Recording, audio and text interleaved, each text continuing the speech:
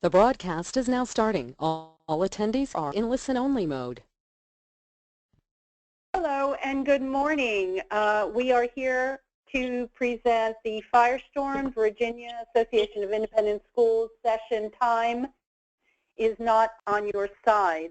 This is about crisis planning and controlling messages that may be complex and without some critical decision support and guidance overwhelming. You can follow us at Firestorm Seoul on Twitter, at Firestorm Solutions on Facebook, and there is a hashtag for this session. If you'd like to ask questions after the session, I will check the hashtag of Crisis Coach. You can also ask questions by using the GoToWebinar dashboard. It has a chat feature. Just type your question in there, and if we cannot get to those during the session, we certainly will follow up at the end of the session. Firestorm transforms crisis into value and empowers you to manage your risk in crises. And in conjunction with the Virginia Association of Independent Schools, we can help you not only work through a self-guided assessment, but crisis management, critical decision support, crisis communications, crisis public relations, and consequence management. Our lawyers like us to tell you that this presentation is not complete without the accompanying oral comments and discussion, and any work product provided by Firestorm must be read in conjunction with all guidance given by national, regional, and local authorities, as well as your company's personal counsel. Moreover, the information given and comments made in this webinar should not be interpreted as legal advice or legal opinion.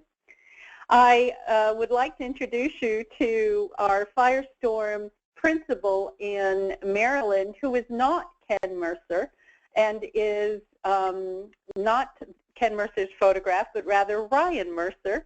Ryan, would you like to say a few words about today's session and about the Virginia Association of Independent Schools? Well, good morning, everyone. My name is Ryan Mercer. I am currently snowed in, which I'm sure a lot of our Virginia schools are also. I looked on the website this morning. It looks like several of the private schools are closed for today. So I hope everyone is safe and warm at home and stay home and enjoy the day.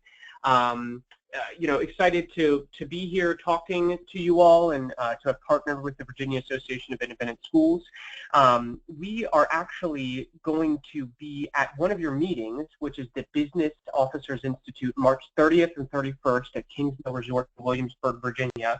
We're doing a brief breakout session on conducting a campus security audit. So we'd love to see some of your faces there. And if you can't make our breakout session, feel free to drop us a note and we can schedule a time to chat about some issues that you might be experiencing or how we might be able to help you out. So again, thank you so much. For those of you who are, if anyone is attending or if you're watching this recording at a later date, we're very excited. So Karen, thank you so much. Thank you, Ryan. And I also would like to encourage you to visit Firestorm.com, where you can connect with our YouTube channel and watch past recordings. As Ryan mentioned, register for future sessions, and just contact us through our contact form if you have any questions at all. At the beginning of the year, this year, we did a look back at 2016 and a look forward to 2017 as to what the perceived threats may be for this year. And last month, we then presented on benchmarking, how you can go about benchmarking where you are in your program.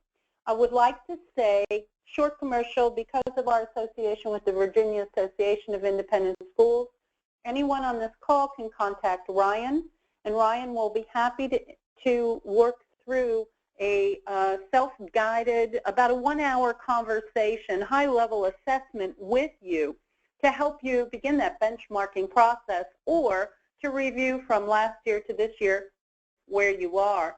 So you can contact Ryan at rmercer@firestorm.com, or you can email webinars@firestorm.com, and we will assist you in any way that you need because of the sponsorship of Virginia Association of Independent Schools.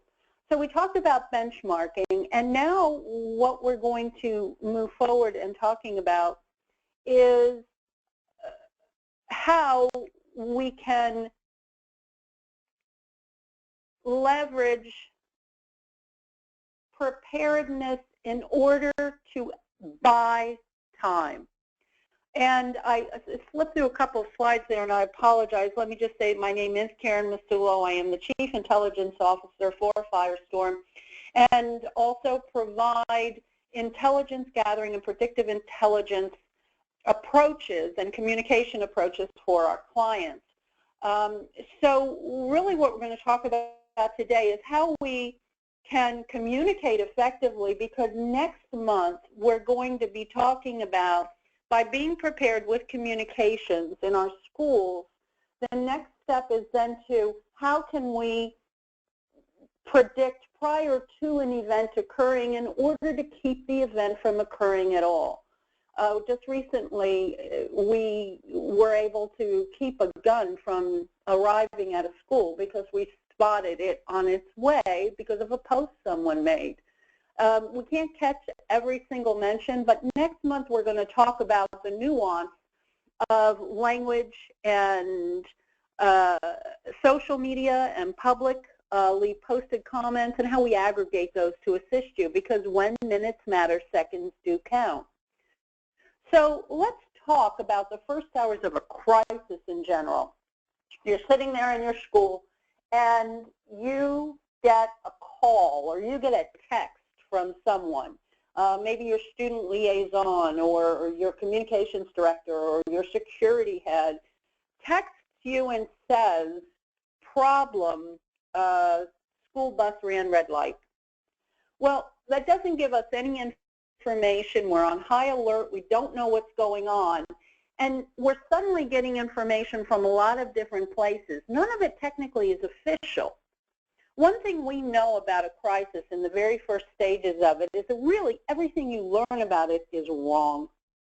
The basic issue might be stated, but the detail around it, it can oftentimes be subject to the interpretation of the witness or the secondary message deliverer, and things get mixed up. Remember the old telephone game? Probably not. I'm really dating myself by saying that, so we'll use some other example. The thing that happens, however, when you have this type of a crisis is you're sitting there thinking to yourself, what do I do now? What do I say?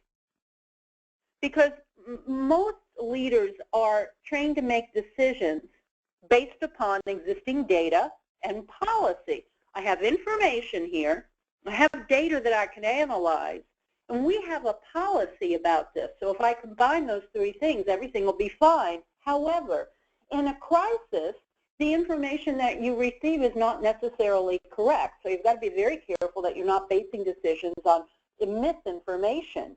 The data that you're counting on to analyze may not be available, whether it's because of a communication breakdown or it's a black swan event, so no data exists for it. You don't have a policy for it. You have a policy for a hurricane. You have a policy for a tornado. You have a policy for school violence. But we don't know exactly how this crisis may evolve, and you may not have a policy for it. So command and control is lost. And CNC and command and control in a crisis is the most important thing you can possess. And your brand and your reputation are under attack.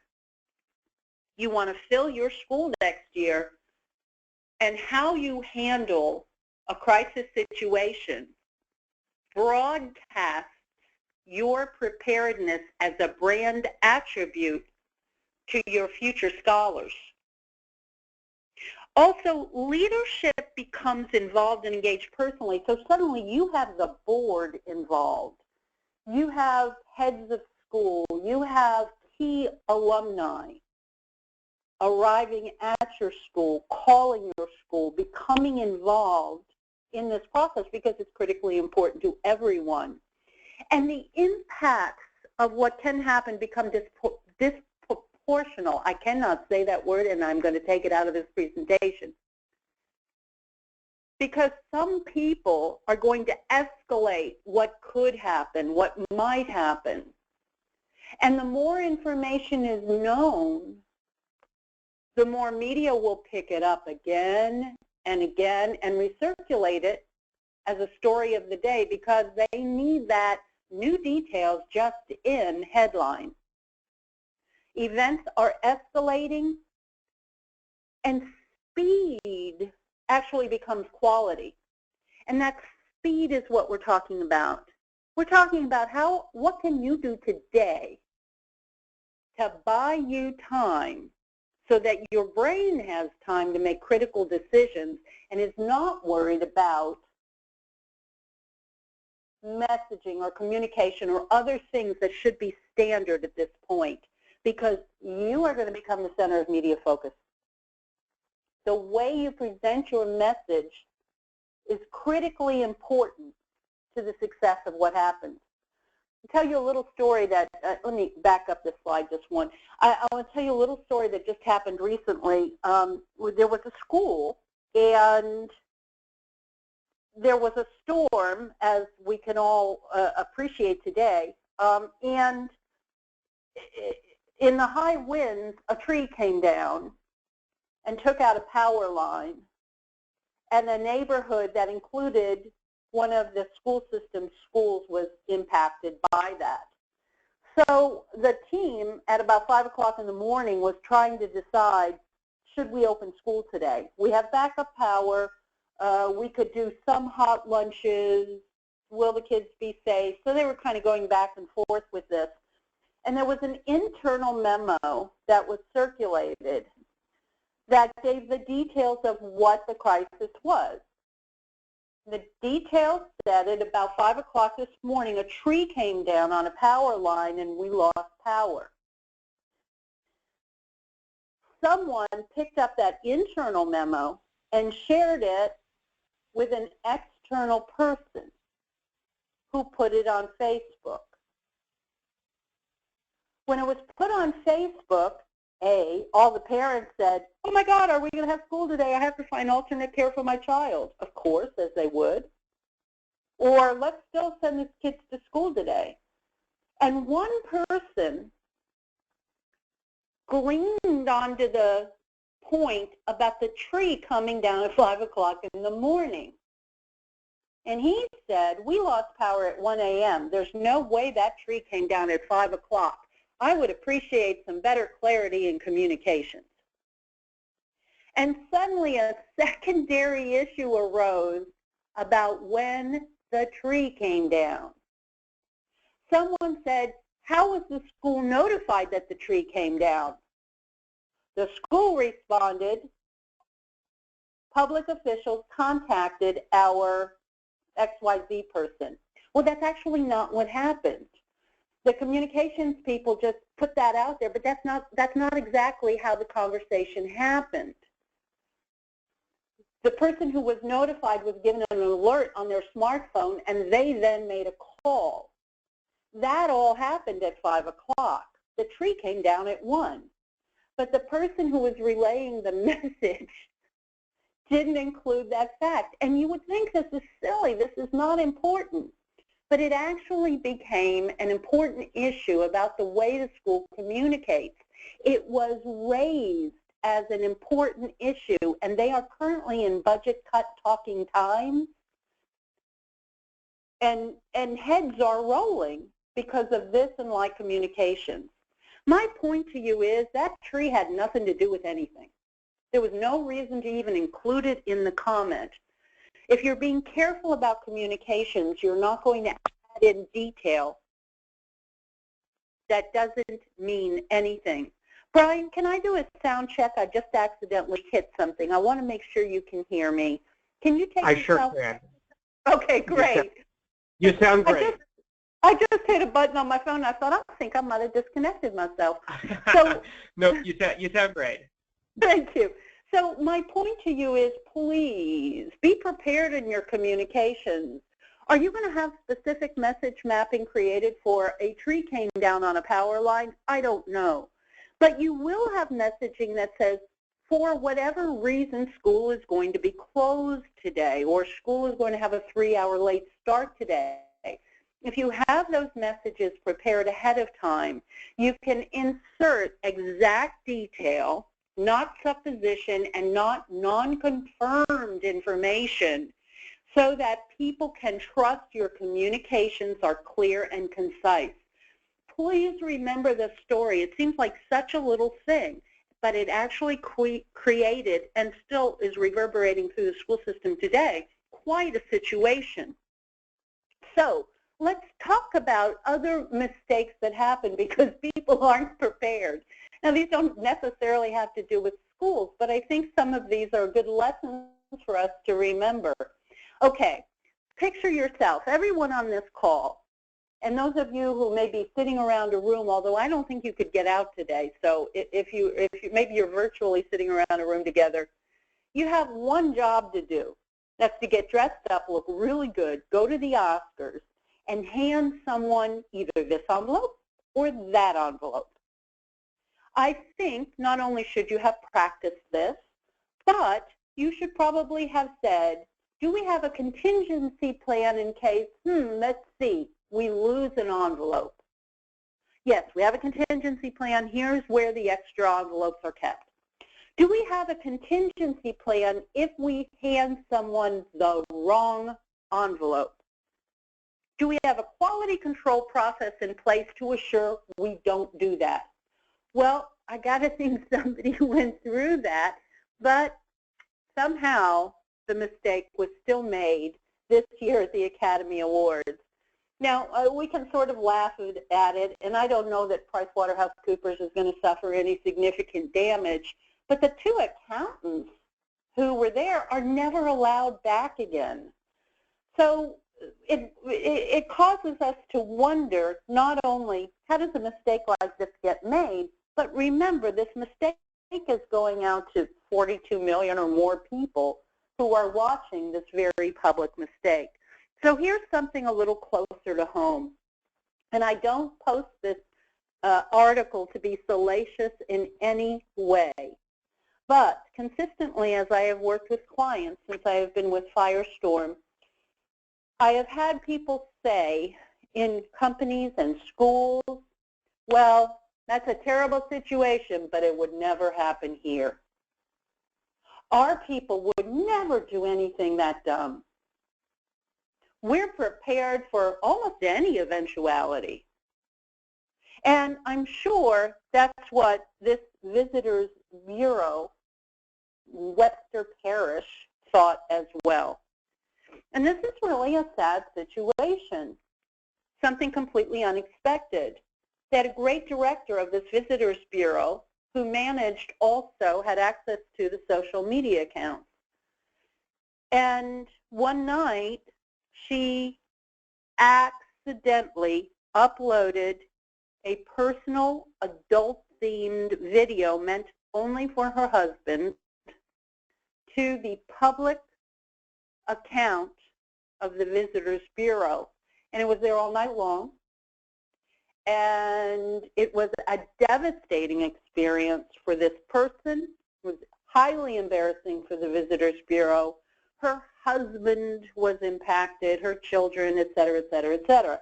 And we live in an age today where we really love to shame people for their mistakes. There's a big scarlet S on this person. And today, social media is the scarlet S that we use to brand people and shame them. It's not enough we just run after their fails, but now we want to shame people too. But I guarantee that the Visitors Bureau said, well, we'd never have to worry about that kind of a thing happening. Well, you do. So what is your action? What do you do next? Do you have any kind of prepared messages that say an inadvertent message was posted on one of our social media accounts? As soon as it was identified, it was removed immediately. The employee responsible meant no ill intent and has been cautioned or whatever the case may be. Do you have something like that written? Because chances are you're going to need it. And I've talked to a lot of other companies that have said, or schools that have said, well, you know, we don't allow certain social media access on campus or during the school day, or we just don't allow that on our network. People are still going to be using various social tools, and you must have a contingency plan, because it's not like this is a fad. It's not like the kids in your school don't know a world without this approach to communication. So you really have to drastically change the way you think about communication and the preparedness of it.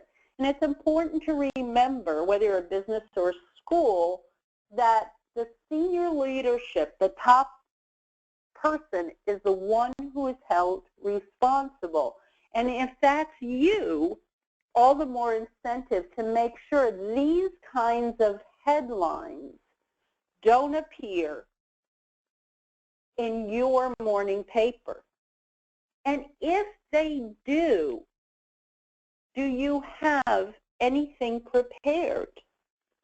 We know, sadly, that financial issues plague school systems. Great, let's have something ready for that just in case.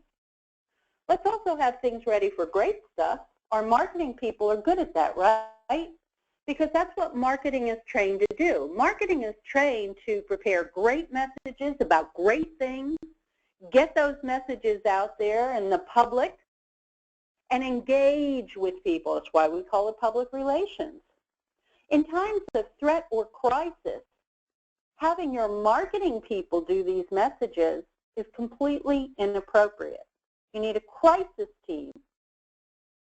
You need either a crisis team internally, or you need external people that you can call and say, we're in a crisis, do we communicate at all? And if so, what do we say? Because your first response can create the second crisis. If you get an opportunity, I have, my husband bought me this book, which says a little bit about our relationship, I guess. It's a great book. I had read an article when I was doing some research on in the New York Times by John Ronson, and John followed people who had made huge mistakes on social media and followed them over a period of 5 or 6 years to see actually what had happened, if it actually had that big an impact on their lives. These were really significant issues. One woman who worked for, I wrote articles on both of these items. In 2002, one woman who had visited Arlington National Cemetery and done something very inappropriate, incredibly rude, and posted it on social media, and really had a huge impact on the little 30-employee company she worked for that had sent her to this conference in our nation's capital. And another situation by a young woman who had a very high position in a one of the largest public relations firms in the world.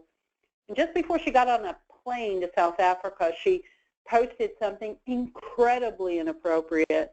And because she was on a plane for 12 hours, she didn't understand what was going on in the world while she was on that plane. When she got off the plane, there were actually people at the airport waiting for her to stalk her and berate her and film it. So he followed these and other stories, and it's a great lesson. It's a great book. It's a good book. I don't know if it's a great book. It's a good book. And it's a good thing to read in your school, and just leave it on the table. And are there still teachers' rooms, faculty rooms, lounges? That'd be a good place to leave that and talk about it. Okay, that's my plug for that book. So I went to Forbes.com and I said, Forbes, what do you see coming up, whether you're a school or a business in 2017? What Forbes basically says is, at this point, don't trust anything. Don't trust big data. Don't trust branding. Don't trust the stars. Don't trust the experts, although you can trust us. Don't trust the minimizers. Don't trust the maximizers. Don't trust your instincts. Don't trust the wisdom of the crowd. Don't trust that you know who to trust. Don't trust in your strategy alone. And the number 4 is the one that really stuck out to me. Do not trust your ability to control the message. I think we've seen today how anything, one line out of a million, can be taken out of context and a new story, fake news, can be created. And that can happen to you and your organization, because I got to tell you, the crowd is getting bored. It used to take a lot longer for news to circulate. It circulates in seconds and people move on. And the nuance of language is critically important as these messages hit the media, as people come to us for communication. There are many senior leaders in schools and elsewhere who believe you put a microphone in front of me and I can perform beautifully. I know my school backward and forward. I understand this campus. I can stay on message. But in a crisis, without preparation, without assuring that you've got the right person, if indeed you need to go in front of a camera at all,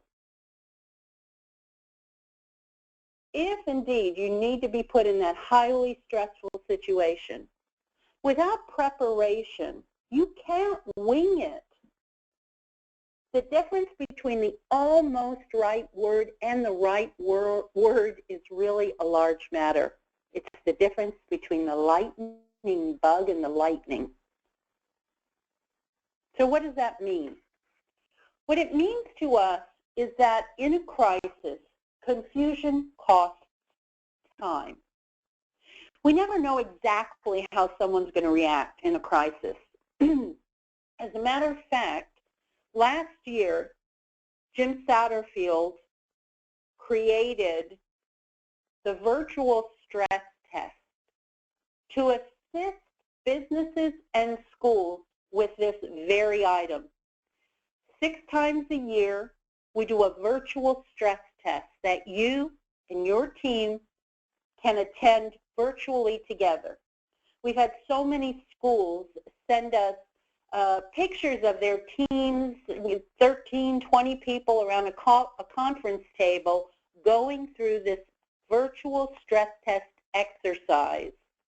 We present scenarios and walk you through the escalation of a crisis so that you can make decisions as a team so that should a crisis occur, and knock on wood, of course we don't want one to occur, but we want you to at least know where your strengths and where your weaknesses lie. And by stress testing your team now, today, in a calm time, well, not today because nobody can get anywhere, but in a calm time, you want to be able to realign your teams to set them up for success in a crisis, because confusion costs time. So planning and pre-preparing messaging becomes a time machine for you, not a time machine where we go backward, but think of this time machine as an ATM where you can go and put your message card in and come out with a little extra time to prepare it. These plans that we talk about are designed to buy you time when you need it the most. And the thing that we need during a crisis is the ability to think clearly, especially as leaders in our organizations. Our teachers, our students, our community, families, vendors on our campuses, they look to us for leadership. The armchair quarterbacks after your crisis are going to analyze your ability to lead as an organization.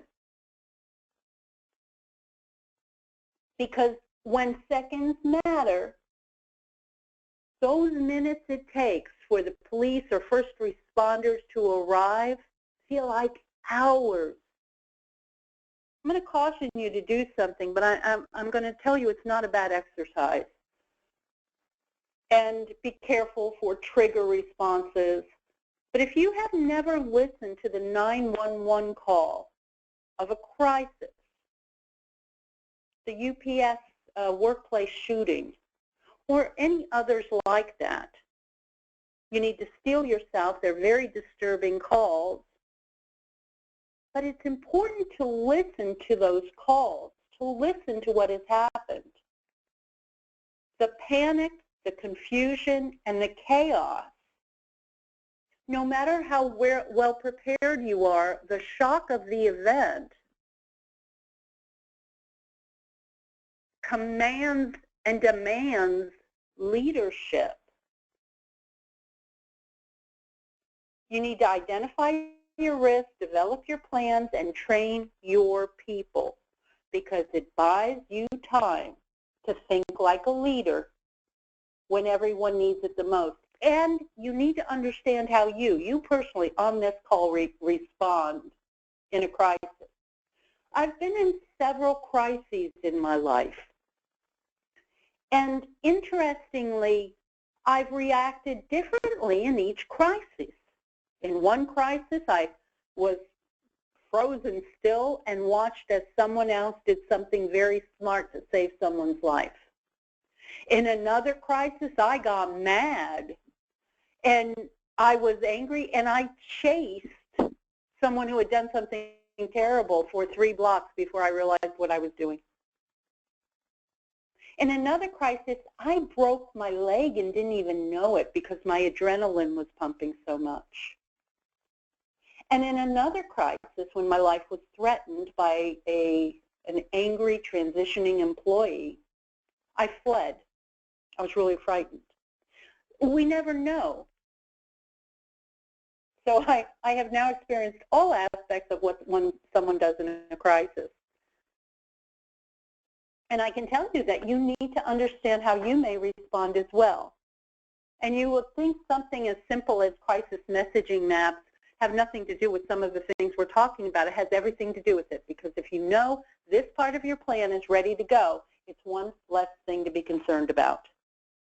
You don't want to put people in a position where they may communicate something incorrectly and, again, compound the crisis in the situation. Jim Satterfield, our CEO, tells a story that during 911, when he was the CEO of another company, all their leadership gathered in a conference room to figure out what to do. And they had employees all over the country. They had employees in the air. They had employees stranded at airports that were now closed. And they had employees at work who were just frightened. So Jim said, you know what, we've got to send a message to them that if they want to go home, they can go home. He said, let's go ahead and do that. Let's send out a global email to all of our employees and say, if you would feel safer going home, please do. We know you have family, you have children, you have relatives who may be impacted by this event, and we want to support you as long as you need support. And the HR director, who was really she had been shattered by this, as so many of us were, went back to her desk and shakily typed out the message and sent it. And when the message arrived on employees' desktops, it said, if you want to live, leave. And what she meant to type was, if you want to leave, leave. But she was upset. She was in shock. And in her mind, when she reread it, it said, if you want to leave, leave. Let's not set our employees up for failure. By preparing, by practicing, by predict, plan, perform, we set our employees, our teams, our schools, our students, the community up for success. And if you remember the 4 M's, it will help you. Craft your message. Define for what media and audience it goes to, monitor the effects of the message through the analysis of real data and metrics. Sounds simple. We want to make sure that you help yourself in times of a crisis. There's going to be media activity. And remember, the media thrives on new data, new information, new details just in. So we have a rule here when you do communicate with the media, and understand you don't have to. Don't have to. Especially if it's an event that involves other officials and becomes their jurisdiction. Maybe the fire department, maybe the police. We also never comment on students, parents, past students, past employees, current employees. So there's a lot we just simply can't talk about. There's a lot that we say. We never comment on past or current employees. But what I can tell you is that you can direct your question to local officials, and they will be happy to give you an update on the investigation. That's a simple thing you can say, and it's the truth. And we want you to ask yourself the question, why? Why am I communicating to this group? Is it to educate them? Is it to correct misinformation that's out there? Or am I communicating just because someone, my board, or someone on the alumni group said, you need to get out there, you need to get in front of this? There is no getting in front of something once it's happened, by the way.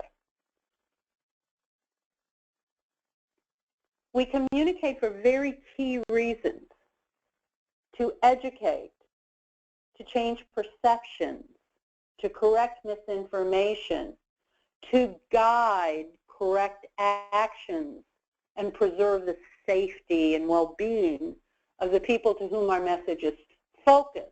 We don't communicate just to communicate. So the first thing you do today, you buy a pizza, or next week, you get your team in, sit around the table.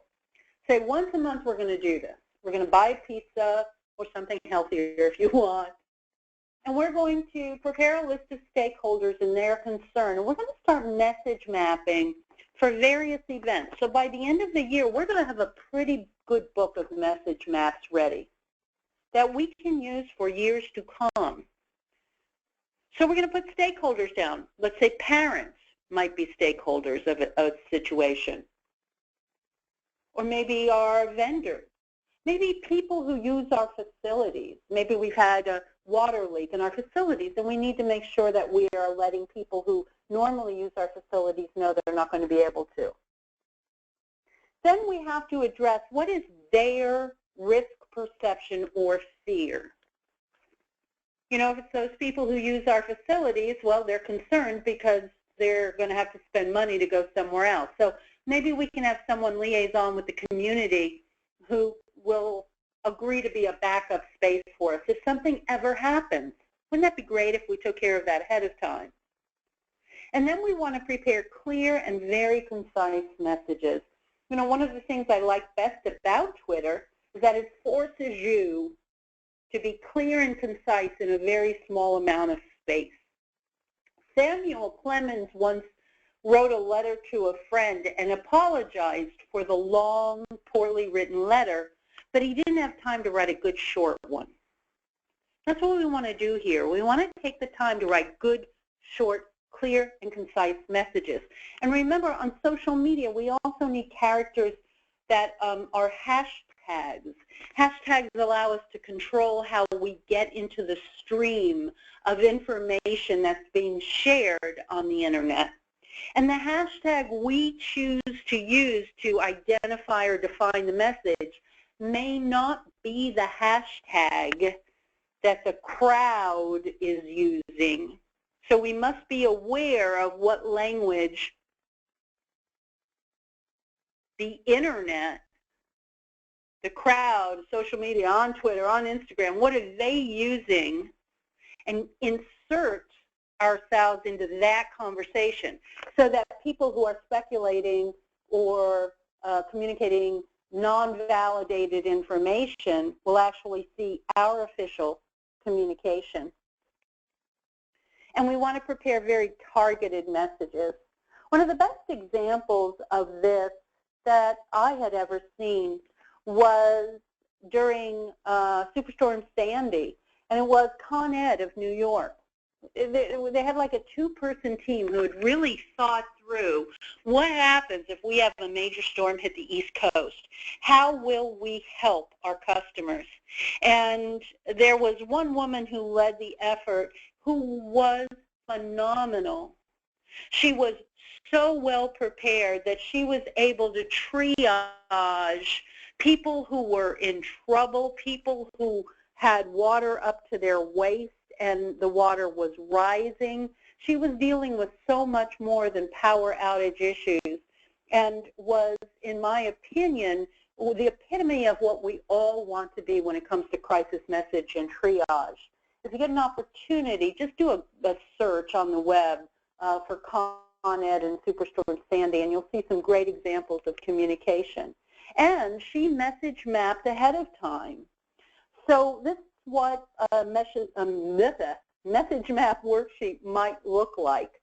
You'll have the question or concern, so you and your team can sit down with something like this. And by the way, the brief of this session will be up on our website in about 24 hours or less, and you'll be able to print this in other screens.